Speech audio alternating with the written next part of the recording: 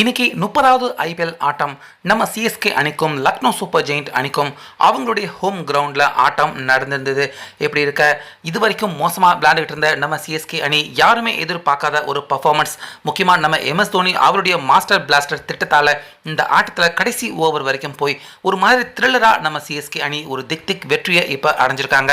அந்த வகையில் இன்னைக்கு நம்ம எம்எஸ் தோனி டாஸ் ஜெயிச்சதை தொடர்ந்து ஃபர்ஸ்ட் லக்னோ அணி அவங்க பேட்டிங் பண்ணட்டும் அப்படின்னு சொல்ல ஓப்பனராக வந்த மார்க்ரம் அவரை முதலாவது ஓவர்லேயே தூக்கிட்டாங்க. அடுத்து மிச்சல் மார்ஸ் தலால் புடால்னு அடிச்சாரு. ஆனால் அவருமே 30 ரன்ல அவுட் ஆயிட்டாரு. நிக்கோலஸ் பூரன் எல்லாருமே பார்த்து பயந்தாங்க, நிக்கோலஸ் பூரன் எப்படி சமாளிக்க போறோம் அப்படின்னு. ஆனால் அவருமே 8 ரன்ல அவுட் ஆக கேப்டன் ரிஷப் பண்ட் இன்னைக்கு தான் இந்த ஐபிஎல் தொடர்லேயே உருப்படியாக அவர் விளையாண்டிருக்காரு.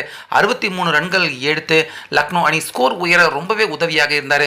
ஆயுஷ் பதோனி சில லைஃப்களோட 22 ரன்ல அவுட் ஆக அடுத்ததா சமத் அவரும் ஒரு 20 ரன்கள் அடிச்சு கொடுத்தாரு. ஸோ ஓவராலா 20 ஓவருக்கு 166 ரன்கள் மட்டுமே லக்னோ அணி எடுத்தாங்க. ஸோ இந்த ரன்னை ஒழுங்கா பேட்டிங் பண்ணா கண்டிப்பா ஜெயிச்சிடலாம் அந்த நம்பிக்கையோட நம்ம சிஎஸ்கே அணி இறங்க. இன்னைக்கு புது பிளேயரான ரஷீத் பார்த்தீங்கன்னா அவருக்கு டெபியூட் நம்ம தோனி அவர்கள் கொடுக்க ரஷீன் 2 பேருமே வந்தாங்க. 2 பேருமே இத்தனை நாட்களாக நம்ம எல்லாருமே எதிர்பார்த்துக்கிட்டு இருந்த அற்புதமான பேட்டிங். முக்கியமாக ரஷீத் பார்த்தீங்கன்னா எல்லா பாலையுமே பவுண்டரிகளாக அடித்து 19 பாலுக்கு 27 ரன் எடுத்தார். ரஷீன் அவரும் நல்லா விளையாண்டாரு, 37 ரன். ஆக மொத்தம் 2 பேருமே நல்ல ஓப்பனிங் பார்ட்னர்ஷிப் கொடுத்தாங்க.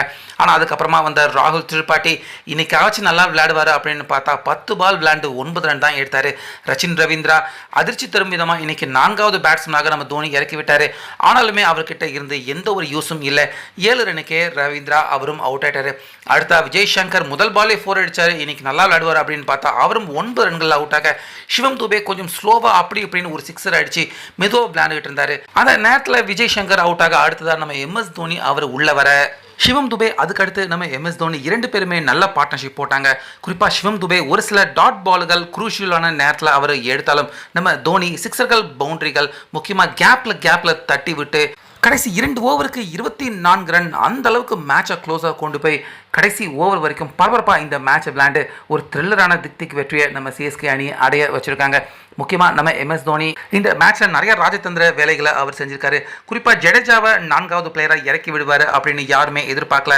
முக்கியமாக கடைசி நேரத்தில் சிவம் துபே அவரை கரெக்டாக பாலை ஹிட் பண்ண வச்சதும் பார்த்தீங்கன்னா நம்ம எம்எஸ் தோனி அவருடைய அட்வைஸின் அடிப்படையில் தான் இது எல்லாமே நடந்திருக்கு.